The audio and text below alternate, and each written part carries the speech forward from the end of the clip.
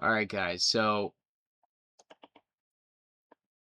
the Vile Eye, just shy of 1 million subs. He's been doing these videos for a long time, analyzing evil. This is analyzing evil Kane for the Amazing Digital Circus. But basically, he has this long series of analyzing evil. This guy, the Vile Eye, where he'll do this psychological and philosophical kind of breakdown of a popular antagonist or a popular, many people would describe as evil character. Um, and it's usually quite good. I rather like his series. I really like probably some of his most famous videos are the ones he did on like Breaking Bad, like Walter White analyzing evil, Saul Goodman analyzing evil. Those were really good. Uh, what I wanted to look at here is the his analyzing evil as you were just looking at for Light Yagami. Now, Death Note, I'm like seriously wondering, is do people like need Death Note explained? I guess Death Note's like one of the most popular animes ever. Or from the 2000s, I was like a kid when it was at its peak. And I remember being really into it, at the time, and really liking it. I've rewatched it as an adult a couple different times now. I think it's a really good anime. But I mean, for those who don't know, even if you don't know, you probably know the basic concept. But it's about this very very bright and talented high school senior. One day, there's this supernatural notebook he comes to encounter, and as long as you write down someone's name in the notebook while picturing their face in your mind, they will die like 40 seconds later. And you can even go on to like writing customized causes of death and details of death. And it turns into this really interesting psychological thriller. There's a really brilliant detective who gets involved and starts, they get a little cat and mouse game going on. I've seen part of this video before, but why I'm bringing this up and why I think this will be a good video to react to is because I he ends up getting into a lot of like straight philosophy and especially ethics and moral philosophy in this video at one point, and he does so in a way that I found actually kind of disappointing. And I say it as a fan of his channel and a fan of his content, and I think he's a smart and educated man, or so he comes across to me. Who I think does a good job with a lot of his content. So I'm not trying to sound mean or overly critical. I just think this video in particular, I remember it standing out in my mind and it giving me the impression that this guy, as smart and educated as he is, I don't think he's super philosophically informed, or maybe he's just never taken like an ethics class. Fun fact about me: one class I'm teaching this fall is Phil 140 Intro to Ethics. I'm teaching an Intro to Ethics class this fall. Ethics is not my area of specialty, to be clear. I'm more of a metaphysics and epistemology kind of guy, but nonetheless, ethics is well, anybody with a master's degree in philosophy can teach like intro to ethics, and that's what I'm doing. But anyway, I do find it interesting. For those who don't know, ethics has to do with it's a philosophy. Well, axiology is the philosophy of value, good and bad, and better and worse. Those are normative claims. Normative claims invoke an evaluation to evaluate something as good or bad, better, worse. This also includes normative claims also include prescriptive like should or should not, rather than mere descriptions like is and is not. Um, and ethics deals in how you apply value to the human person, to human behavior. What is good? What is bad? What is a good person? What is a bad person? What kind of person should you be? What should you do in this situation? What is it wrong for you to do? What's morally wrong and what's morally right? These are all ethical questions. And these are the questions that come up in this video and that the Vile Eye ends up discussing. But as we'll see in this video, I think and we'll talk about it more when it comes up, but I think he goes on to kind of conflate uh, social convention and sociological descriptions about like what people tend to commonly think about morality, and he conflates that with morality itself, and he seems to have this misunderstanding where he thinks that if enough people all agree that something is objectively wrong, then that somehow then actually makes it objectively wrong. He's going to get some wires crossed. He's going to mix up a few topics. At least I believe he is. Um, I'll point it out when we get to it, but for now, this is an overall good video worth reacting to that's philosophical in nature. And so consider this the very first draft of a real philosopher reacts style video. All right, let's go. Can you all see this? Hello, everyone, and welcome to episode 112 Can you of hear it? Analyzing Evil, featuring Light Yagami from Death Note. This story is one of constant intrigue, a story that stands out as being one of the greatest Hope ever you guys can created hear in the that. medium, and within its pages we find a young man given the power of a god who presents us with an interesting moral quandary. If one had the power to kill anyone at the stroke of a pen, would it not be just that you should use that power to eliminate all criminals and evildoers in the world for the betterment of society? Well, in this video, we're going to explore the man who poses this question to us as an absolute truth, and whether or not his actions and beliefs could indeed be considered correct in the grand scheme of things. For those of you who have seen any of my previous videos, you'll know that I typically delve into the intricacies of a character to determine why they do what they do, the reason they do it, and whether or not these components of their character allows us to designate them as being evil, or anywhere else on the vast spectrum of morality. This video will contain that, but because... Okay, so did you hear what he just said there? In analyzing evil and analyzing on the vast spectrum of morality, right? So he's engaging in ethics. He's engaging in ethics explicitly and moral philosophy explicitly here. So you would think if he's going to be doing that, he would actually have like a kind of fairly strong and grounded account of something like moral realism. Moral realism is the position that there really exist objective moral truths, moral facts rather is maybe a better way to put it. There are moral facts to be discovered in the world. There can be differences in like whether these are natural facts or whether they're within the mind of God, or there's these different debates over what that can mean. But moral realism means there exist moral facts. As I say, it's factually objectively true to say something like murder is morally wrong. So you would think he would have an account for moral realism, firmly established, or is going to go on to establish one if he's going to start engaging in kind of, moral evaluations and on what he says, analyzing people along this wide spectrum of morality, as he said.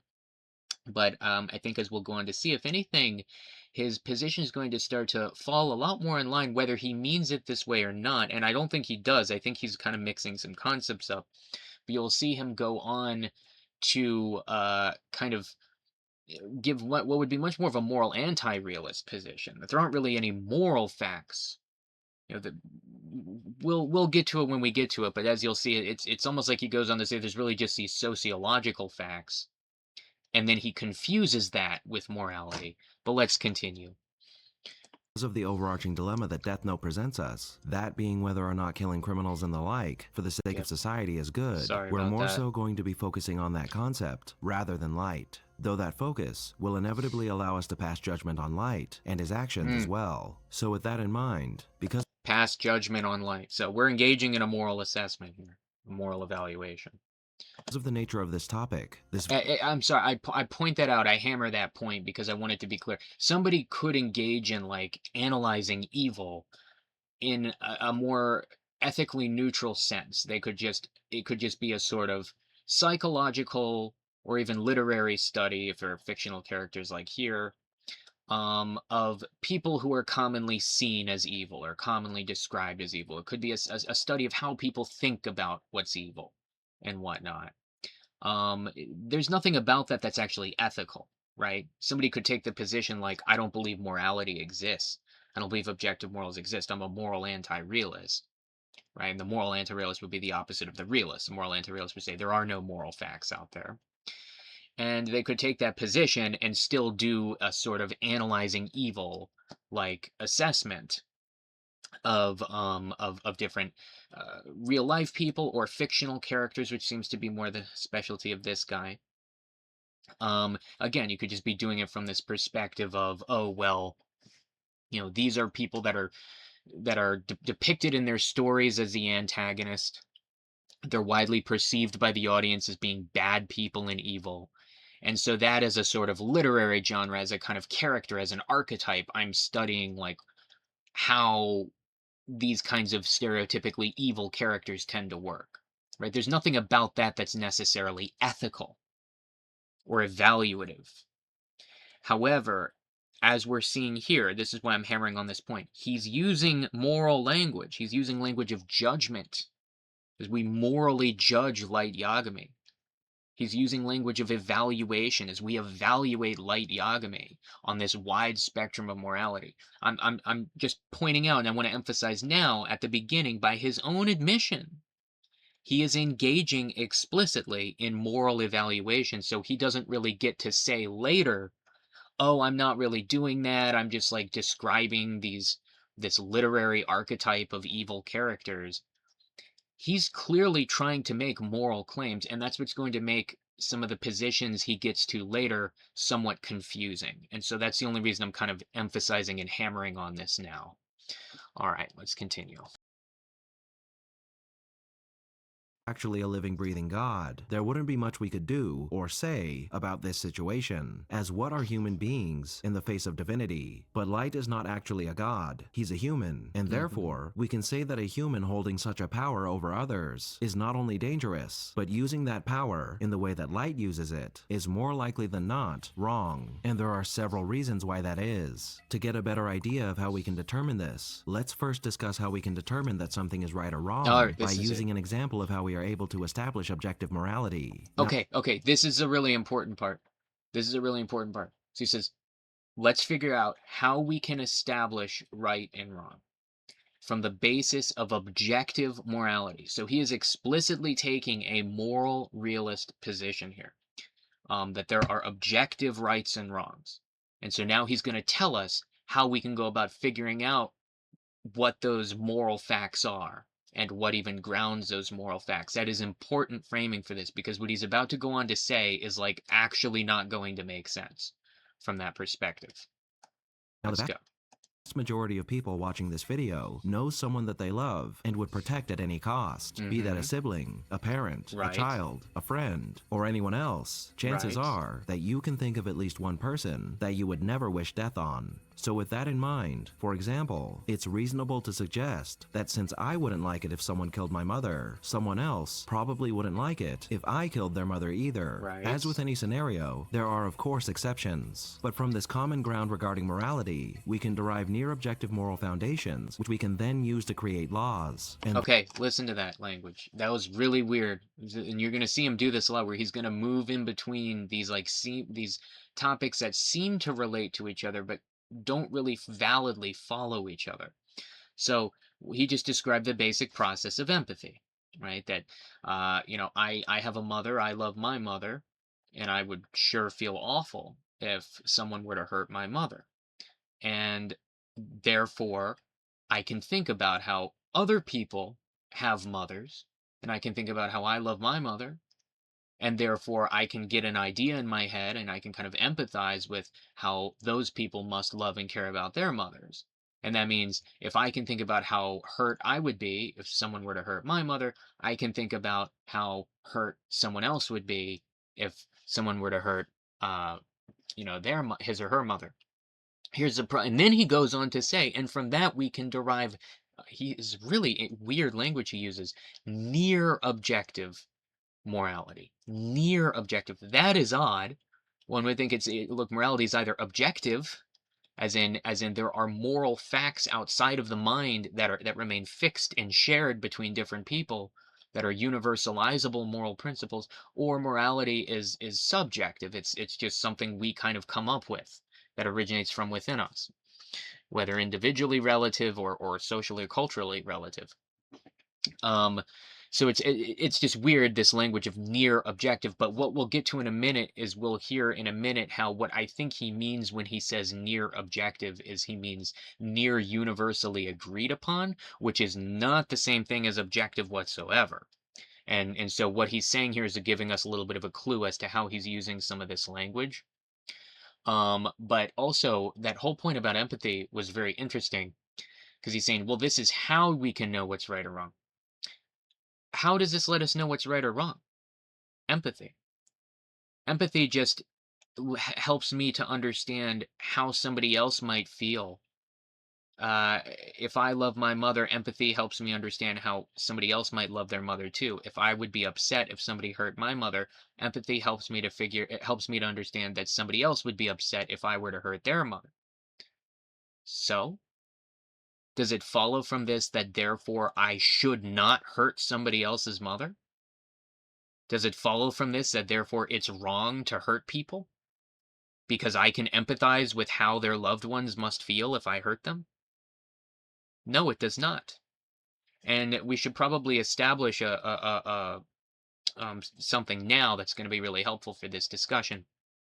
It's called uh, it originates from David Hume, uh, Scottish philosopher named David Hume, who has a famous saying about ethics. Now, Hume was a moral anti-realist, or really was a non-cognitivist, meaning an emotivist. He believed that moral claims were really just descriptions about our emotions. Now, first, let's parse out what's the difference between things like description and prescription. Well, a description is an is statement, right? This is this certain kind of a way. Um, this is not this certain kind of a way. Is and is not. Those are descriptions. Prescriptions are ought or should statements. You should do this. You should not do that. You ought to do this. You ought not to do that. Those are prescriptions. Now, Hume believed that all moral claims were effectively just descriptions about our emotions, descriptive claims we make about how things make us feel, that we then dress up as prescriptive claims for almost like a rhetorical impact and nothing more. So, for example, if somebody says, murder is wrong, you should not murder. People should not commit murder.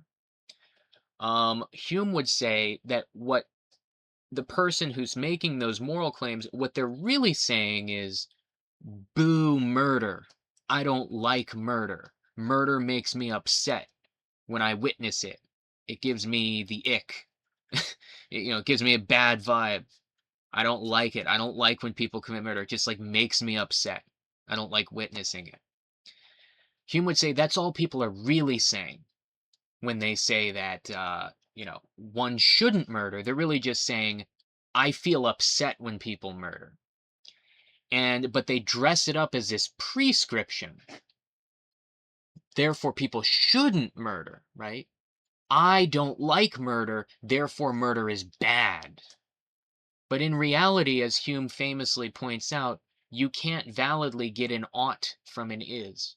What Hume means by that is you can't magically get a should statement, a prescription, out of a description. So just because you have these descriptive facts about how people feel about murder, it doesn't then follow from that therefore murder's wrong or bad.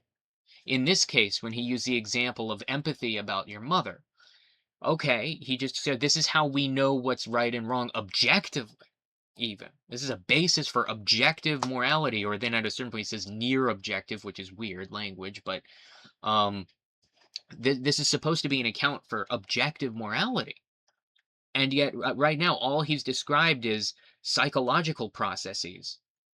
Well, I have a mother, and so I can empathize with how other people feel about their mothers based on my own experience with my mother. And, I would sure be upset and hurt if someone were to kill my mother. Therefore, I know, that other people would be upset and hurt if I were to kill their mother. Those are all descriptions. Those are all is statements. It is the fact that I love my mother. It is the fact that I can understand other people loving their mothers. It is the fact that somebody killing my mother would upset me. It is the fact that somebody killing someone else's mother would upset them.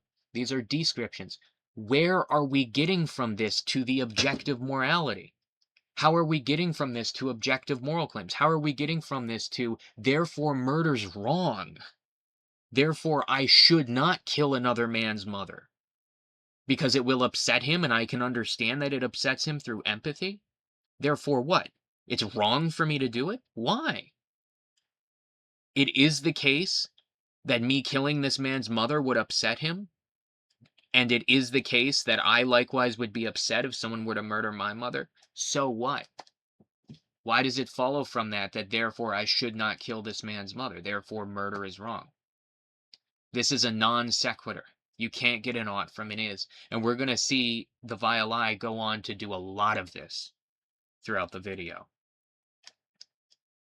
Though there are different views on morality, different sources from which we derive our morals, such as religion, and different systems in place across the world Yes. that deal with morality in varying ways, you can find that the entire world more or less agrees that certain actions are objectively evil and that crimes should be Okay. punished, even if the way in which that evil is perceived and the way in which those crimes are punished are placed differently on the spectrum of morality and justice. Okay, this is really important. So now we've moved from the empathy to, and we're going to run into the exact same problem here of you can't get an ought from an is. He's now moving to social convention. Social convention means when a bunch of people get together and all agree upon something. And so he's moving on to the idea, and he is making an interesting, he's pointing out something interesting, which is that, well, there are many different cultures across the world. The world has this many diverse set of different cultures.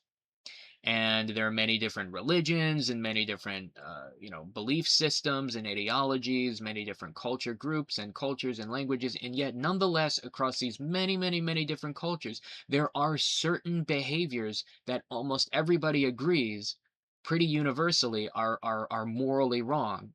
And there are other behaviors that they kind of tend to cross culturally praise as virtuous behaviors. So what he's basically leading up to saying, it may be the case that different cultures have different beliefs about what food may or may not be kosher to eat, but when it comes to murder, all cultures regard murder as wrong. All cultures regard rape as wrong.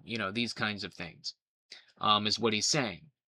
And okay, again, I need to point out, he's supposed to be giving us, by his own admission, he's supposed to be giving us a an account of objective morality, right? Objective of moral facts, of things being objectively right and wrong, objectively good and bad. How has he done that? By simply appealing to social convention. So what if everybody in the world all agreed that murder was wrong? How does it then follow from that that therefore murder is wrong? So what if everybody, let me phrase it another way, even if everybody in the world all agreed murder upsets me, and because of empathy and the way I would be upset if someone murdered my mom, that can cause me to empathize, about how it would upset other people to murder, and I can understand psychologically and intellectually the consequences of committing murder and how this impacts other people. And it's for these psychological reasons and processes like empathy that all the cultures around the world have all largely convened around the belief that murder is morally wrong. Even if we grant all of that, it does not then follow from that that therefore murder is a morally wrong thing that somebody ought not to do. Why shouldn't I commit murder? Because everybody agrees I shouldn't? How does that make it wrong?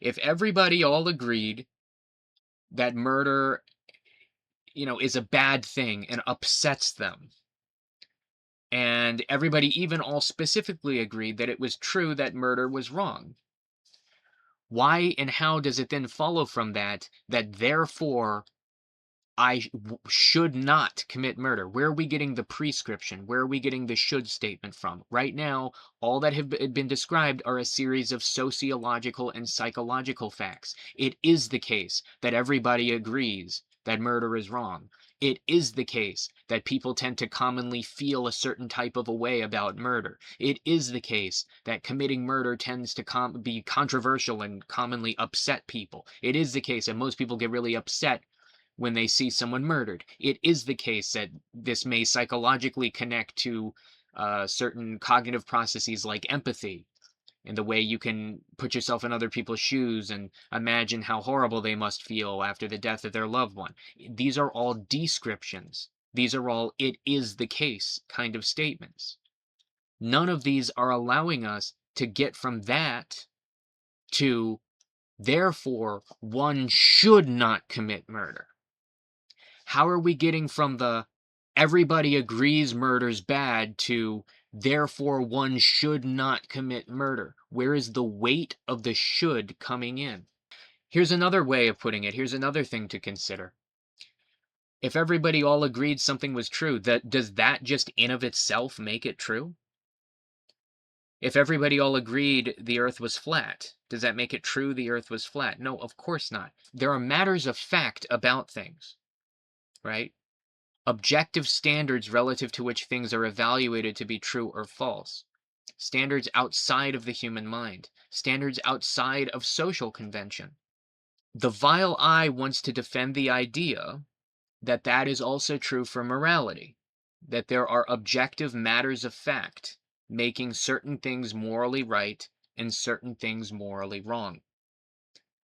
Yet he has not provided us an account of how something like murder is wrong actually is objectively true. All he's done is provide us an appeal to social convention. The fact that many people tend to commonly think murder's wrong and tend to commonly feel rather upset about the idea of murder. But again, he has not actually explained how we then get from that to therefore it is objectively, factually the case that murder is wrong, and objectively the case that categorically one ought not or one should not ever commit murder. That's the kind of crux of the issue at hand here. And this is what we're really running into already, and he's going to continue to he's basically confusing two things. He's confusing social convention, what people commonly think and believe about morality, with morality itself. Let's keep watching. This is true, whether you believe that morality is derived from the divine or not, as what really Okay. matters is the general consensus of the majority of people No. regarding their feelings towards actions both good and evil. That's precisely the problem. That is precisely not what really matters. And this whole like whether you believe in the divine or not is irrelevant. It doesn't matter. There are theistic moral realists, there are Christian moral realists, there are atheistic moral realists. There are people who don't believe in God who nonetheless believe in objective morality. They might hold to some kind of more of a classic Platonism or something like that. They might be deontologists. They might be utilitarian consequentialists. That is, we talked about utilitarianism earlier. That is a common way of trying to come up with an objective system of morality in the absence of an appeal to like a divine authority. I don't know why he's even bringing it's almost like just an irrelevant kind of point. Why he brings up the divine thing, but then he just says it now. All that really matters is everybody all agrees on these things. Everybody all agrees that we all get upset about murder, and we all therefore strongly prefer people don't commit murder, and we all therefore kind of largely agree murder is a bad thing to do. He just said it right now. That's as damning of a statement as you could make. That's all that matters. No, it's not all that matters, because that has nothing to do with what is in fact objectively true. The only reason sociological facts like that would be relevant in morality and ethics is if you were a moral anti-realist who didn't believe in objective moral facts and instead believed in some kind of a cultural relativism. There are some ethicists and philosophers who will defend a position like cultural relativism, where they will say there is no objective morality, and therefore the only thing that really determines what's right or wrong is what is within the cultural tradition to believe. So, in America, we cherish our dogs in America, and dogs are a valued pet, and it's considered very morally wrong to like hurt someone's dog, let alone kill it. In certain rural parts of China, it's considered perfectly morally permissible to kill and eat dogs and cook them up and eat them. And I don't mean that as like a racist stereotype, it's just objectively the case. There are parts of China where dog is like regularly eaten. And so a cultural relativist would say there is no objective matter of fact here. It's not really objectively true or false that killing dogs is bad or killing dogs is good. Neither of those two things are really objectively true. The only thing that's really relevant, or if there is a sense of truth about it, it's a purely social truth and relative truth that's relative to whatever the cultural tradition is. So the cultural relativist would say, if you're in America, if you're in the Western world, Well, then it's wrong to hurt and kill and eat dogs because there's a long-standing cultural tradition of greatly valuing dogs and placing a high value on their lives. But if you're in these rural parts of China, then it's perfectly morally permissible to kill and eat dogs simply because the culture is different. That's cultural relativism. And cultural relativists, let's be clear, are moral anti-realists. The whole reason they're relativists is because they reject the idea that there exists any objective morality, any universal objective standard to begin with. And so, and it's weird the point he's trying to make. It's like he wants to say, but as long as all the different cultures all just coincidentally happen to agree on something, well, then that makes it objective. How? You haven't explained that. All you've done is describe social convention. All the vile eye has done is describe consensus and like about like how people commonly feel about things. That doesn't then explain how it could be the case that those things are then objectively true and false. And a good way to frame this, guys, is just ask yourselves, is murder is morally wrong like this universal truth? Um, it sounds like the vile eye wants to say no. Like, it sounds like he just wants to basically be a cultural relativist and a moral anti-realist. But then if that's the case, why is he sitting here making a whole video talking about things like objective morality and how actually it's so obvious that moral realism is true, and it's so obvious that there are objective moral facts and anybody can figure them out. And let's talk about how. It's just frustrating for me as a philosopher to listen to this and recognize just how much this guy, and I say again, I say it like I really respect the guy and I really like his videos. But you know, it's just so clear to me like he clearly just I don't know, he's just never taken an ethics class or something and he's just kind of really confused, I think, about different concepts here. And it's very frustrating for me. All right, let's continue. Hispanic person doesn't want to see their loved ones murdered any more than an Asian person does. A Hindu and a Christian can agree that murder is abhorrent and needs to be punished So? without having to convert to the other's religion. They might So? handle it differently, but every governmental body on the planet can agree that murder is wrong. So? Yes, if you put 1,000 people in a room and ask them all if murder is wrong, and one person says no, it isn't, that means everyone doesn't agree that murder is wrong. And therefore, saying murder is wrong isn't technically objective, but what makes it essentially Oh, objective. okay. He just gave himself away right there.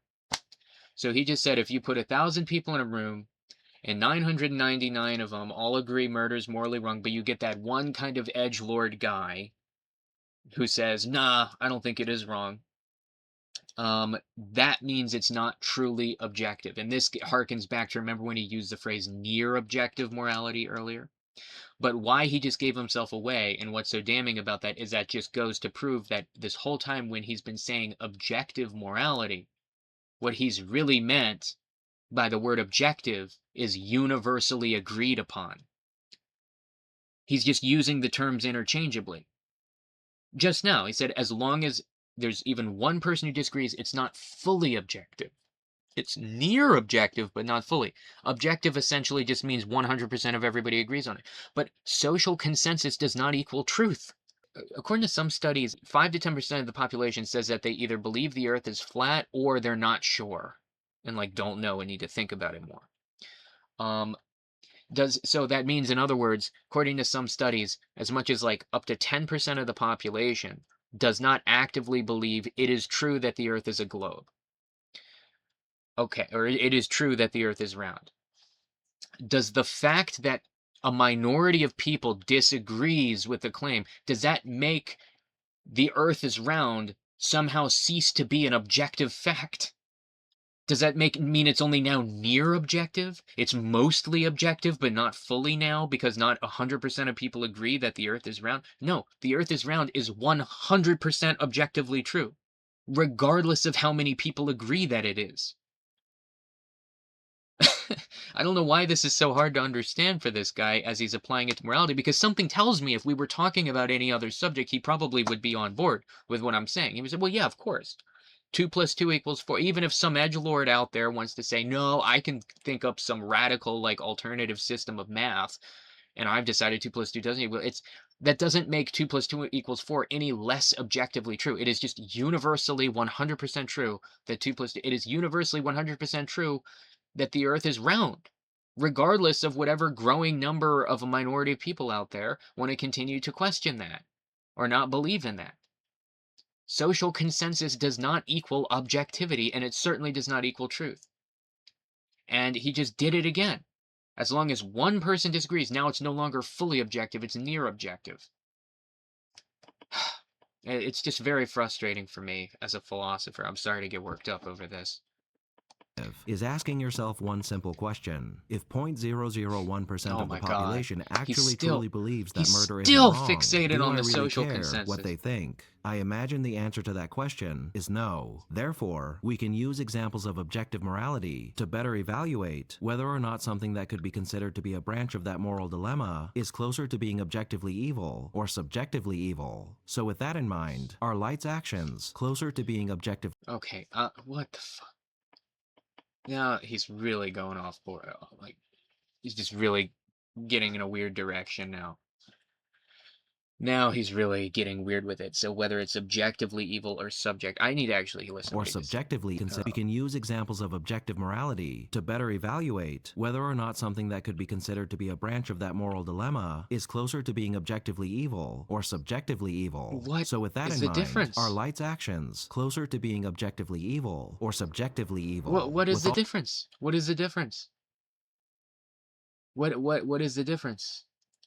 You need to define. I hope he goes on that to we've define this. discussed about the implications of his plans so far, I believe that his actions are closer to being objectively wrong. Okay. However, Okay. So he is confirming what I've been accusing him of this whole time, which is he is attempting to argue there is objective morality, things can be objectively wrong, yet as we've heard, he's not given an account of that at all. He's only given this account of like the sociology of moral belief and the psychology of moral belief without giving any prescriptive ground or normative ground. He hasn't bridged the normative gap, so to speak. That's a phrase philosophers sometimes use, to bridge the normative gap, to get from that descriptive realm out fully into that prescriptive realm, out into that normative realm of making value claims of what's good and bad and right and wrong and should not. He hasn't bridged that normative gap. He's just given a bunch of like descriptions about the psychology and sociology of moral belief. And yet he's, as he just said just now, it's not that he's like some moral anti-realist who, or just somebody who's not taking a position on either, whether moral realism or anti-realism, and is just avoiding doing that altogether and just being value neutral and purely descriptive. He's not doing that by his own admission, and he just confirmed it. He's making a moral claim that Light's actions are objectively morally wrong. But then now he brings up this idea that, well, but there's also such a thing as subjective evil and subjective, so where there's both, and then what is one relative to the other? See what I mean? I mean, this guy's, it's frustrating because he's obviously a smart guy. I just want to be clear about that. He's obviously a very smart guy. It's just he's clearly like using language that he's not super familiar with in an ethical or philosophical context, and he's using it in these ways where he's mixing things up. And it's getting very even difficult to follow. I'm a trained philosopher, and I'm getting to a point where I'm actually having some trouble following what he's trying to say. Like I was kind of understanding everything up until now. It was just there were confusions and mistakes in what he was saying, and like as that for reasons I've already explained, he's kind of basically conflating and mixing up social consensus with actual morality, and conflating like the psychology and sociology of moral belief with actual moral value. But I could at least understand the mistakes he was making, and I could even understand what he was trying to say, even at the same time that he was kind of mixing some things up. But now he's talking about whether Light's actions are objectively or subjectively evil. I'm starting to actually have a hard time following what he's even trying to say at this point. And I'm a trained philosopher, and I'm having a hard time following him. So let's continue. One of the biggest challenges that this series presents us with is the constant battle that a lot of people in it face in regard to their beliefs regarding Light's actions. And because we can't argue that his results aren't overall a net positive, it's hard to definitively claim that what Light is doing is evil. And your answer to that Because we can't argue that Light's actions are not a net positive, it's hard to claim that what he's doing is definitively evil. Well, not if you're not a consequentialist. So, I mean, that's presupposing consequentialism. Now, maybe if he wants to say he could have a more interest, there's a more generous way I could interpret what he just said. I could interpret what he just said more generously and interpret it as him saying, especially in the Anglosphere, especially in the English speaking world, people tend to commonly have and bring certain consequentialist assumptions to the table when they engage in moral judgments. And so the fact that there do seem to be some consequential net benefits to what Light's doing can kind of confound or make seem more morally ambiguous his actions, given that people, especially in the English speaking world, tend to, again, place a pretty big emphasis on on consequential value due to the impact and prominence of consequentialism in the English speaking world, in the analytic tradition, for example.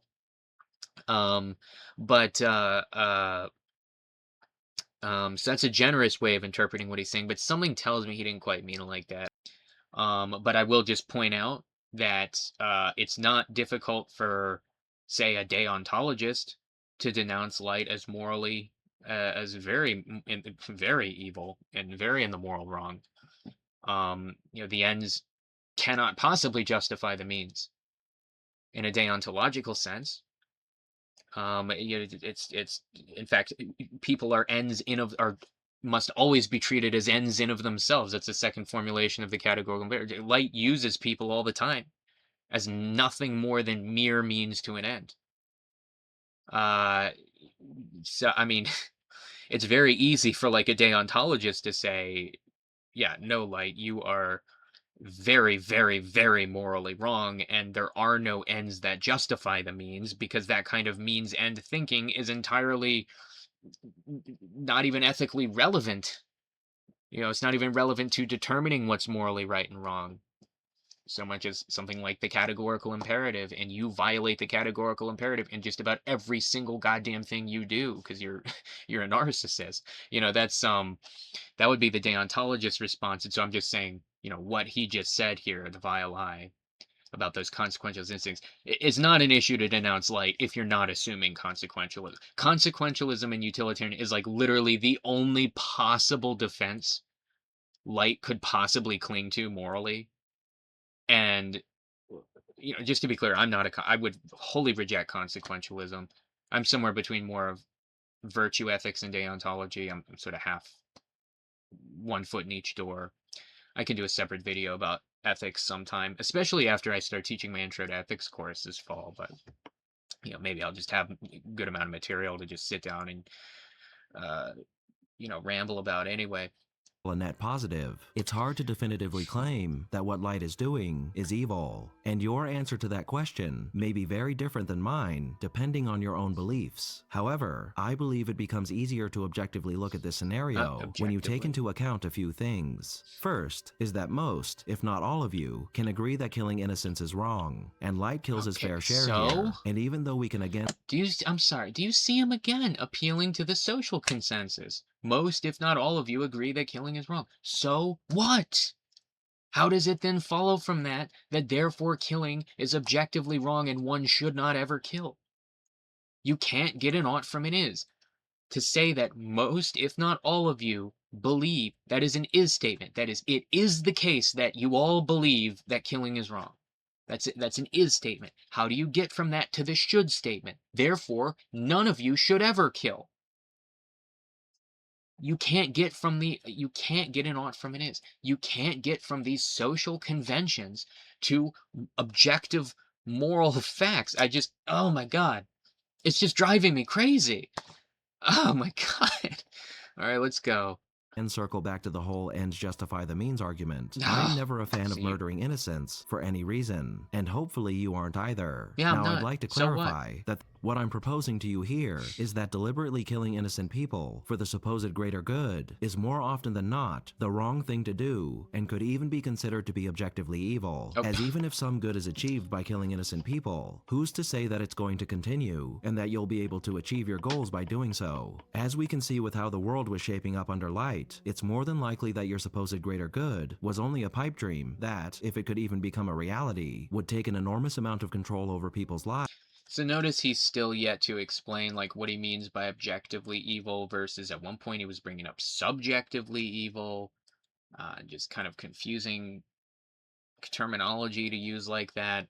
He's still not explained what he means by any of that, and he's still yet to give an account of objective morality, and therefore kind of account for what he means by objectively evil at all in any sense, let alone then what that means contrasted with subjectively evil, and how we're like now making this decision as to whether light is subjectively versus objectively evil, which it would depend on what you believe about ethics. It's not really this like he makes it sound like it's this sort of either or, like, well, it could be the case that light's only subjectively evil, or it could be he's objectively. It's like he could be either. Well, no, either morality is objective and moral realism is true, or it's not.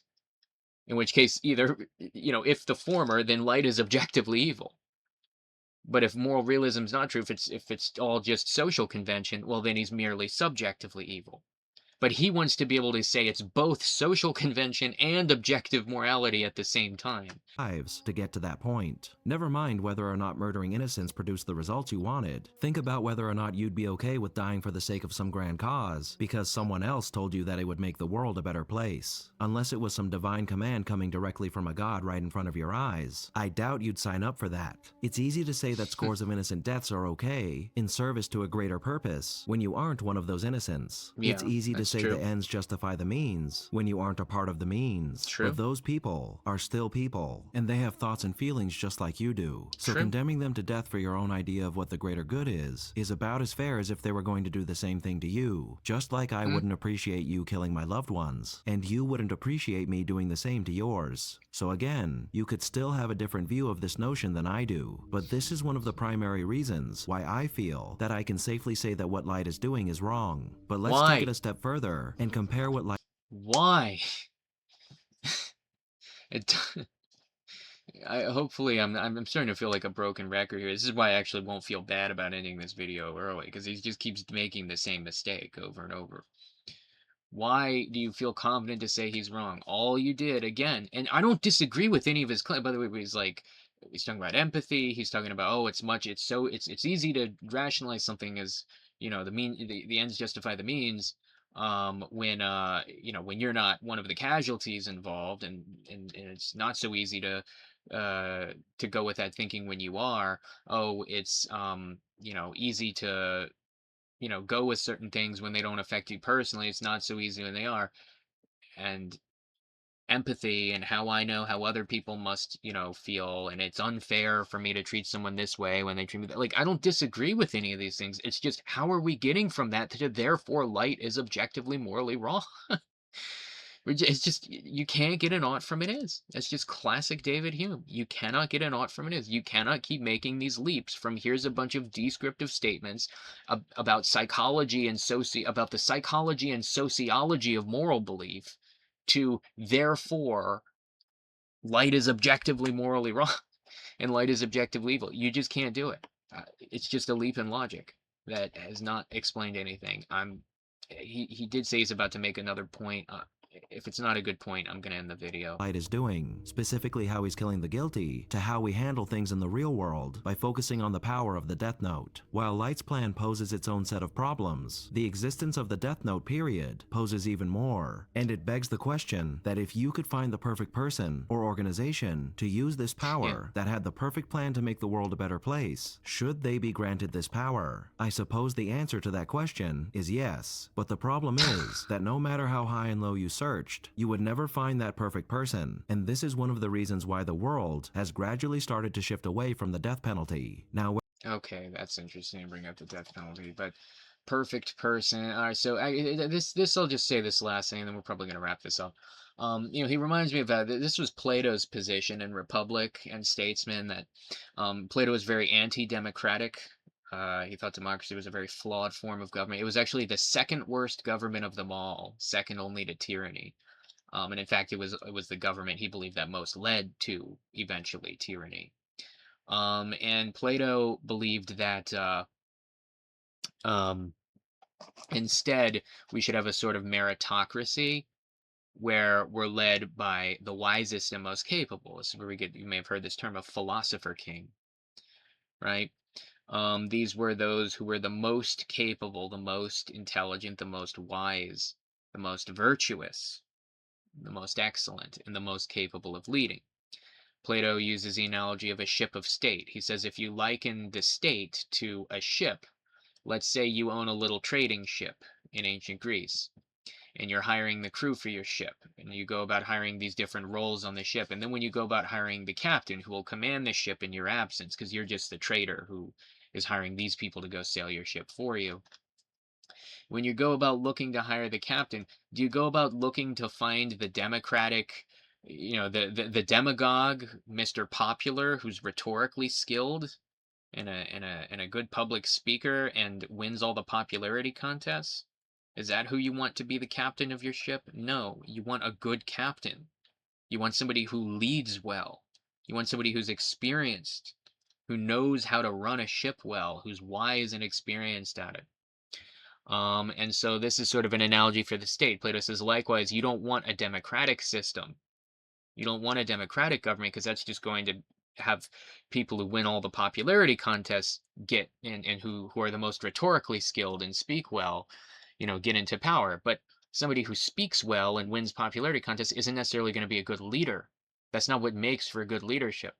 So instead, you want the wisest and best ruler. So it's interesting what he just brought up here, the vile eyes. He's basically bringing up a classic, almost like Platonist kind of utopia, where in Plato's Republic, the idea is through this very complicated public education system, the smartest and wisest and most virtuous and most capable and excellent people are cultivated over years and years and years to become the philosopher kings who rule quite absolutely and without check and balance, but precisely because they are the best to rule.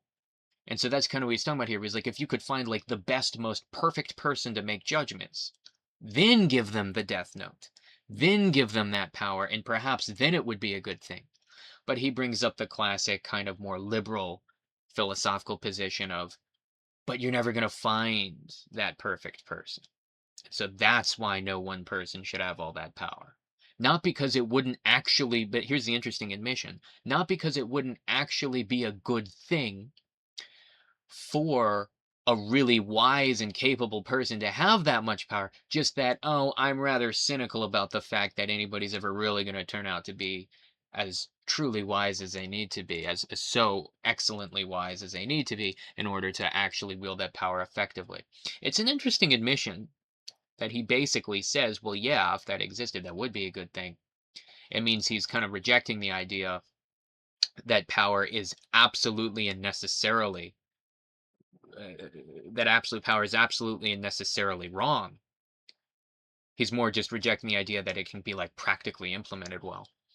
It's just kind of an interesting admission from his part, um, and it hints to him being a philosophical liberal, socially and politically.